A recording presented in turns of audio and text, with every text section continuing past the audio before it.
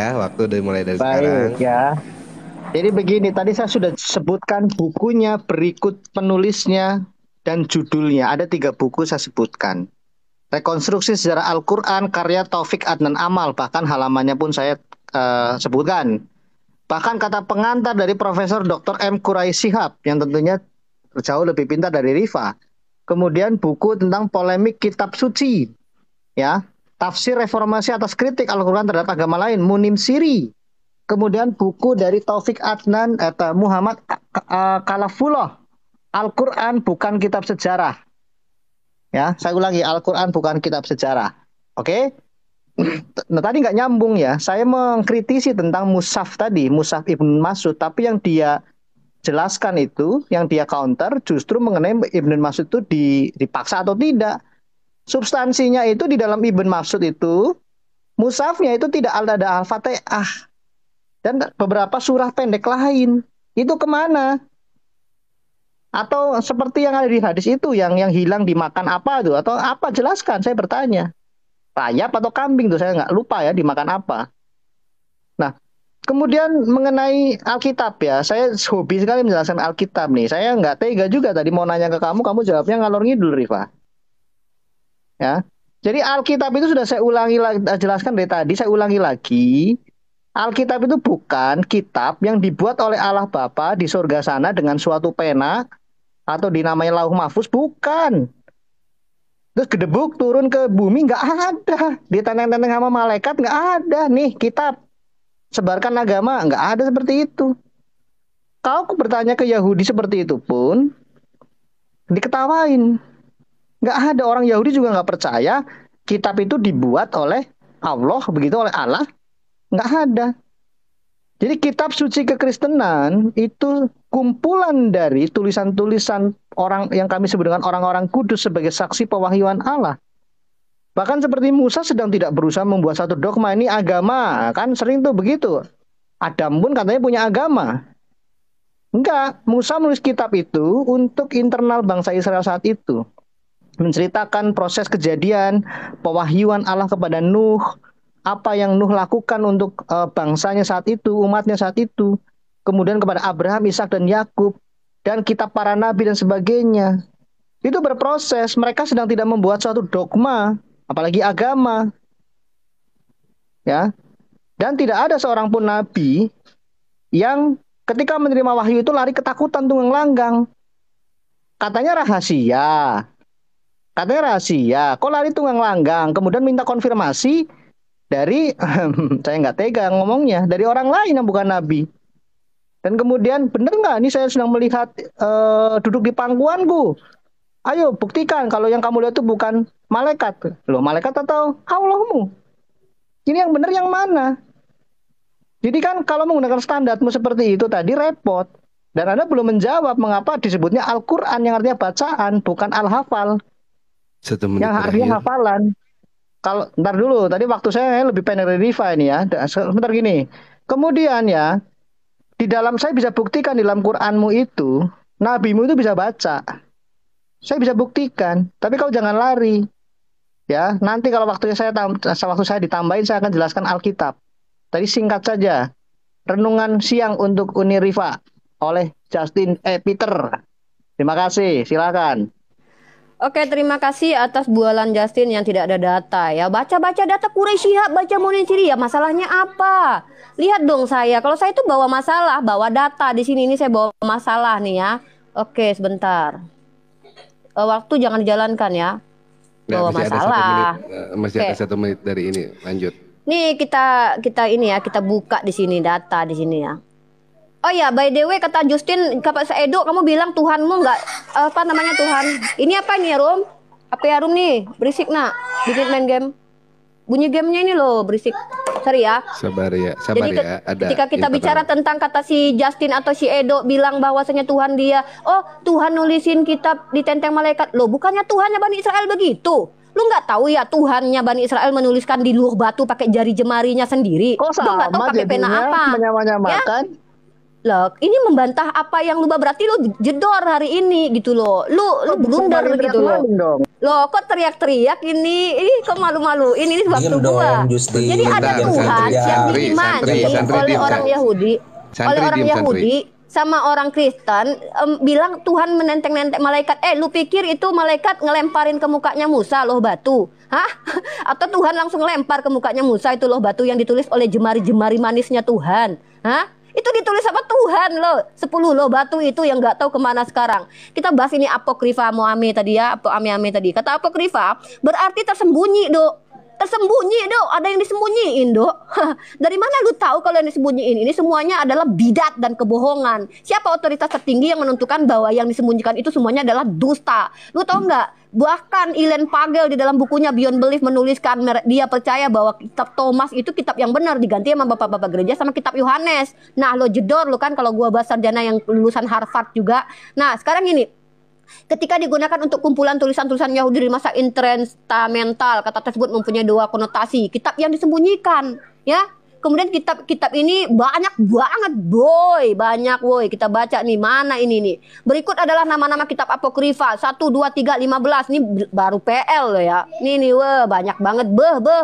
Jadi polemik. Ini polemik nih, masalah nih gua bawa nih. Ya, ini masalah. Kemudian kita pembuktian lagi nih, bahwasanya kitabnya kalian tuh punya bermasalah gitu ya. Bentar, waktu jangan jalanin. Aku bawa data nih, bentar agak lama nih.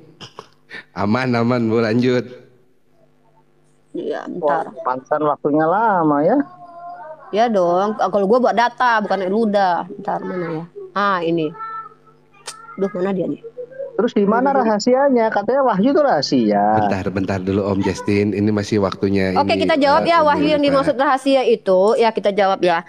Artinya di sini bukan Tuhan terus turun ke dunia terus ngasih pengumuman rame-rame, hei kalian hambaku, kalian harus begini begitu. Bukan gitu, suara Tuhan kedengeran terus semua kepada kedengeran rame-rame gitu. Bukan begitu maksudnya, tetapi diberikan kepada malaikat Jibril tidak mungkin memperlihatkan dirinya pada waktu wujud aslinya kepada manusia selain rasul yang diutus gitu, rasul yang dituju. Itu maksudnya bukan berarti dong, ini ganggu waktu gua nih. Kenapa Edo terguncang? Jangan gitu dong. Ada kan tadi 1 menit waktuku masih. Bentar ya. Aduh, mana aku ngambil datanya dulu nih. Kalau diskusi itu pakai data nggak apa-apa waktu lama, yang penting data tuh akurat gitu. Oke, nanti aku kasih masalah yang sangat-sangat besar ya buat kitab kalian. Oke, ini satu lagi. Nah, gini sederhana saja, Rifa. Rahasia kenapa lewat malaikat? Bentar dulu. Ini nggak ada. Ini bukan masalah tanya menanya. Ini gue menanggapin ya bagaimana kitab kalian itu dikanonisasi gitu ya. Nggak usah kemana-mana, nggak usah masih waktunya Oni. Tenang, fokus aja Oni ya. Tenang, di sini Adil ya, kok. Diamkan boleh dulu dicek si jamnya itu. Ya. Nah, jadi ketika kita berbicara, nah nih. Bentar ya, kita jelasin dulu Ibnu Mas'ud tadi ya sebelum aku masuk ke permasalahan kitabnya kalian itu ya. Banyak kontradiksinya, ada hayat yang hilang ya. Kita lihat di kitab gini. Kitab Ester di dalam Septuaginta, saudara-saudara yang terkasih, di dalam kitab Ester di versi Septuaginta yaitu terjemahan tertua kitab mereka ini. Mereka nggak punya kitab aslinya loh. Mereka tuh terjemahan yang diterjemahkan kembali gitu. Terjemahan Septuaginta itu di dalam kitab Ester itu ada beberapa ayat yang hilang. Tetapi tiba-tiba kalau kita buka teks Mesorah, yang mana teks ini adalah punya Yahudi yang setelah beberapa abad kemudian baru selesai, itu muncul ayatnya. Kita nggak tahu di Simsalabim Hom Pipa Alaihom Gambreng tiba-tiba ayat itu muncul, padahal di Septuaginta tuh ayat itu nggak ada. Nah, itu namanya yang ditambah dan dikurangi. Kemudian dalam tafsir ini aku tunjukin deh ya. Ini contoh permasalahan loh, kalau diskusi itu bawa contoh. 1 Yohanes pasal 5 ayat 7. Ini kita bawa ini. Pakai data mereka kita bawa ya, jangan bawa data kita. Jangan kita yang nuduh-nuduh. Oke, ini ya. Kita lihat di sini ya. Nih, kita baca di sini. Ini polemik begini nih, gimana mau percaya gini loh. Nah, Oke, 1 menit terakhir. kalau kita baca di sini, ini adalah ayat 1 Yohanes pasal 5 ayat 7. Lihat ya, ini tafsir mereka aku pakai. Di terjemahan Yerusalemnya kalau dibaca di sini adalah bagian ayat ini tidak terdapat dalam naskah-naskah Yunani yang paling tua dan tidak pula dalam terjemahan-terjemahan kuno. Bahkan tidak dalam naskah-naskah paling baik dari Vulgata. Bagian ini kiranya aslinya sebuah catatan di pinggir halaman, salah satu naskah terjemahan Latin yang kemudian disisipkan ke dalam naskah-naskah oleh penyalin dan akhirnya bahkan disisipkan ke dalam beberapa naskah Yunani. Karena Tandanya bagian ini pasti tidak asli. Nah, jedor ya. Gini caranya kalau diskusi. Polemiknya dibawa gitu. Belum lagi ada pernyataan dari Dr. Maurice, aku baca di bukunya. Ntar ya. Ada dongeng di dalam kitab mereka gitu loh. Dongeng yang dibacakan oleh Jotam di mana pohon-pohon bisa berjalan gitu. Ini mana ya fabel, ada fabel di dalam kitab mereka. Oke, habis Oni, biar Oke, habis ya. Nanti aku tunjukin ya data-datanya siap, bahwa ini permasalahan yang ku bawa gitu loh. Nggak kayak si Edo bacain Quraisy Shihab, mana masalahnya? Silakan. Ani lagi. Uni habis. Oke, Om Edo atau Om Justin silakan buka mic-nya. Ya, baik, terima kasih. Inilah kalau terlalu memaksakan pemahamannya. Kami sudah menegaskan sejak semula ya, bahkan di berbagai forum, yang disebut dengan kitab suci itu tidak sesuai kerangka kalian. Ya, dibuat oleh Allah begitu. Di sana di surga kemudian diberikan yang katanya rahasia tapi ternyata nggak rahasia lewat malaikat. Nggak ada di tempat kami seperti itu karena takut malaikatnya ngintip isi dari wahyu. Itu sebenarnya bukan rahasia. Tadi katanya koar-koar rahasia. Ya, kerahasiaannya mana? Kok lewat malaikat, lewat kurir? Kalau kurirnya iseng gimana? Ya, kecuali kalau kurir Gojek, Grab itu terpercaya, bisa juga gitu, atau paket yang lain itu banyak. Oke ya, itu masalah kerahasiaannya. Anda blunder tuh, bicara kerahasiaan tapi tidak langsung Allahmu, tetapi lewat kurir, yaitu malaikat. Dan kepada manusia lewat kurir kedua, yaitu nabimu. Oke, sekarang masalah Alkitab juga ya, saya jawab nih ya. Keunikan Alkitab itu bukan seperti yang tadi versi kalian ya. Jadi keunikan Alkitab itu dari kenaturalannya. Kami menyebut kitab suci karena itu berisi tulisan-tulisan para saksi. Nah, saksi ini penting. Karena Tuhan selalu mewahyukan segala sesuatu, itu dikonfirmasi oleh saksi. Kekristenan tidak didirikan oleh satu orang, koar-koar dari dalam gua misalnya, sambil kesurupan, nggak ada. Ketika kerasulan Paulus itu dinyatakan, Ananias pun mendapatkan konfirmasi dari Tuhan bahwa Paulus akan dipakai oleh Yesus Kristus untuk kemuliaannya, untuk alatnya, kira seperti itu.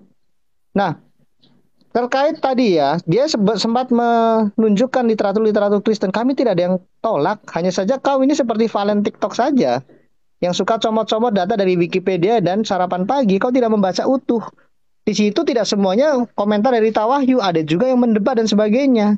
Nah, tapi saya nggak mau membahas itu. Jadi begini, kitab suci itu kekristenan, yang perjanjian baru, itu awalnya bahkan bukan para rasul yang membuat, ini Yesus memerintahkan membuat kitab suci. Ini kitab suci buatan Yesus, itu kan versi kalian. Ya, Isa terima kitab gedebuk gitu waktu masih di pangkuan di bayi. Itu ada juga di dongeng-dongeng kitab apokrifa. Ya, Isa membuat burung dari tanah liat, ditiup, burungnya hidup. Itu ada di kitab-kitab apokrifa, kitab-kitab dongeng untuk anak-anak itu loh, Injil Thomas. Ya, tapi apakah saya menuduh kitabmu dongeng? Ya, kau renungkan sendiri. Nah, kitab suci perjanjian baru itu justru ditulis oleh para rasul bukan untuk membuat suatu agama dan sebagainya, tidak, untuk kebutuhan jemaat. Tadi kau sudah bacakan. Jadi jemaat saat itu mulai mengenal siapa Yesus, tetapi banyak yang melebih-lebihkan. Termasuk umat abad 7 juga melebih-lebihkan, mengurangi bahkan. Jadi para rasul mengkonfirmasi, Yesus yang benar seperti ini. 2 Korintus 11 ayat 4. Sabarlah jika di antara kamu ada memberitakan Yesus yang lain. Galatia 1 ayat 8. Terkutuklah sekalipun malaikat dari sorga. Nah, ini dalilnya. Sekalipun malaikat dari sorga. Apalagi malaikat-malaikat palsu. Terkutuklah malaikat itu jika dia memberitakan Injil yang berbeda dari yang kami beritakan. Jadi ajaran kekristenan sanadnya jelas kepada para rasul. Para rasul sanadnya kepada Yesus Kristus. Karena para rasul adalah rasul asli, bukan rasul palsu. Rasul yang diutus oleh Yesus Kristus. Jadi jelas kekristenan. Masalahnya kerangka kamu memahami kitab suci di dalam iman kami itu salah. Jadi salah berjamaah selama 1400 tahun. Tidak benar-benar. Kami juga garu-garu kepala. Kenapa seperti ini? Karena orang Yahudi pun tidak pernah menganggap kitab sucinya turun gedebuk dari langit. Musa menerima gedebuk, begitu.